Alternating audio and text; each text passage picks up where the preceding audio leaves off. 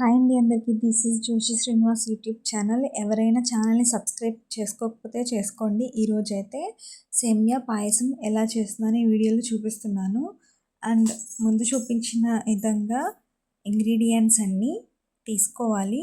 First అయితే సగ్గుబియ్యాన్ని నానబెట్టుకోవాలి ఒక 10 నిమిషాలు. ఆ తర్వాత ఒక 2 టేబుల్ స్పూన్లు నెయ్యి వేసుకుని దాంట్లో జీడిపప్పు, డ్రై ఫ్రూట్స్ మనకి నచ్చిన ఏమన్నా లైట్గా ఇలా ఫ్రై చేసుకోవాలి. అండ్ అలాగే సేమియాని కూడా ఫ్రై చేసుకోవాలి.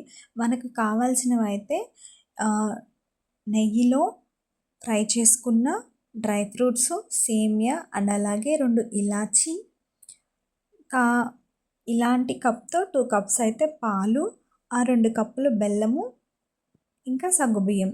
ఫస్ట్ అయితే పాలనైతే పోసుకున్నాను నేను. ఇందాక వీడియోలో చూపించినట్లు 2 కప్స్ అయితే పాలనైతే యాడ్ చేసుకున్నాను.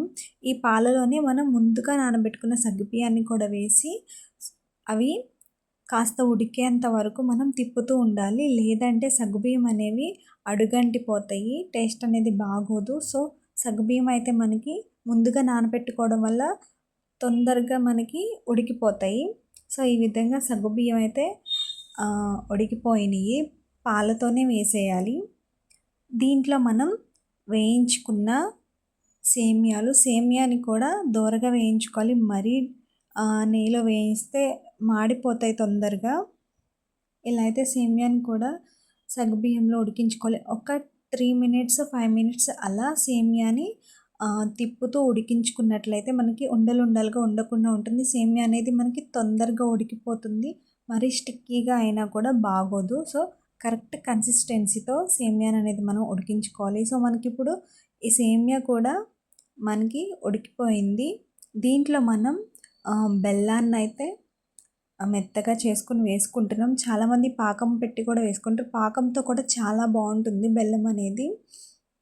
అండ్ పంచదార కూడా బాగుంటుంది, కానీ పంచదార అంత హెల్త్కి మంచిది కాబట్టి సో బెల్లాన్ని ఎక్కువగా యూస్ చేయాలి. దీంట్లో మనకి ఫ్రేగ్రెన్స్ కోసం అండ్ అలాగే టేస్ట్ కోసం ఇలాచీ అయితే వేస్తున్నాం. ఇలాచీ అయింది సేమియా పాయసమైనా కానీ ఏదైనా కానీ మనకి టేస్ట్ అనేది అంతగా ఇవ్వదు. అందుకని ఇలాచీ కంపల్సరీగా వేయాలి. స్వీట్లో మనం ఫ్రై చేసి పెట్టుకున్న జీడిపప్పు, డ్రై ఫ్రూట్స్ కూడా వేసుకుంటున్నాను.